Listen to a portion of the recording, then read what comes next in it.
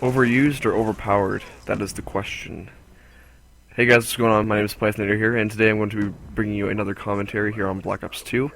And what I'm going to be talking about today is what people consider certain weapons overpowered or overused. Are those people wrong, or are they correct in that? So I'm just here to give you my sort of theory on this. So, I'm one of the people that I don't in Black Ops 2. I find the gun balance to be fantastic, actually, but the big thing here is that there are still some people that say, "Oh, this gun's overpowered. Oh, this gun's overpowered," just stuff like that. So, the way I see it is that guns are typically not overpowered; they're just overused, or they're just annoying. And here's what I mean. So, the PDW and the FAL select fire; those are the two I hear the most that are overpowered. So, the PDW, let's use that for example, and basically.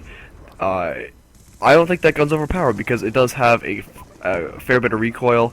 It has a really slow rate of fire. It does kill in 3 shots, but the reason why people find it overpowered is because, one, everybody uses it because of that 50-round magazine, because I guess it's just it is a really useful trait, and that's something that people like to go to, as well as there's also the fact that it is a 3-hit kill, so it's got a high magazine, a low fire rate. However, it'll do the job for it. It's a very new friendly weapon because you can spray it and spray it and spray it. Now, thing is that I find it annoying, not overpowered. This is what I mean. So, it's annoying because when noobs use it, it's based on the player, not the actual gun itself. So, there's gonna be guns that they have a lower magazine size, but people are going to be doing a lot better with it, or some guns that are actually more powerful than others, but they have a smaller magazine size, but you don't really get as mad about it. So for example, like the MSMC, like on paper, if you take away the magazine size, is actually a lot better than the PDW because it has less recoil and more range, and then everything else is about the same.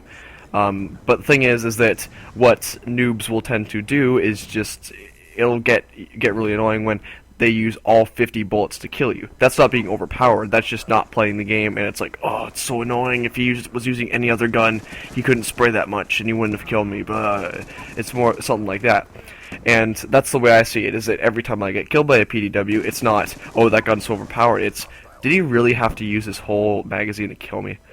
It's something like that. Now, the second example that I was going to give you guys is the FAL OSW with select fire. Now, this is another one where, on paper, the SMR has more range than it. It does have a slower fire cap, but, the SMR has a lot longer of a range, and it's only semi-automatic, so that lots of these automatic guns can beat it if you don't have very good accuracy. But the reason why people find it overpowered is because of the high damage and the high rate of fire with select fire. Now, again, I don't find this too overpowered because its rate of fire for an automatic weapon, when you put select fire on it, is still really, really slow. And it doesn't seem to kill, like, it's not this overpowered mess. And the reason why I find it annoying is because if I see the kill cam and I see it, I'll always go, oh wow, this guy doesn't have a good enough trigger finger to just use the gun the way it was meant to be used. Because I see, the way the select fire attachment is supposed to be used is, you use one mode for a certain situation, then use another mode for another situation. So for example, those close range situations, you're going to want to use select fire or use the automatic mode on the FAL, but you're going to want to change to just the semi-auto mode when you get into long range firefights.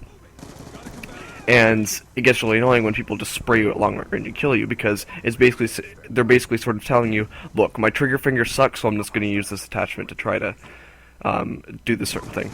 And the last one I want to mention, guys, is the target finder. Now, the target finder, the reason why it gets lots of notoriety is because it's a very defensive tool.